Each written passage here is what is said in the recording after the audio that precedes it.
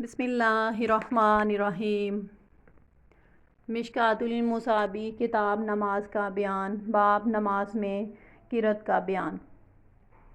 हदीस नंबर 829। तर्जुमा।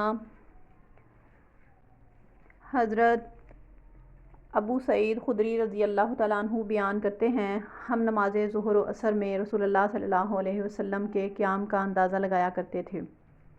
बस हमने ज़ुहर की पहली 2 रकअतों में आप सल्लल्लाहु अलैहि वसल्लम के क़याम का अंदाज़ा सूरह सजदा की किरत के बराबर लगाया, और एक दूसरी रवायत में है हर रकअत में 30 आयात के बराबर था। और हमने आखिरी 2 रकअतों में आप सल्लल्लाहु अलैहि वसल्लम के क़याम का अंदाज़ा लगाया तो वो इससे निस्फ़ था।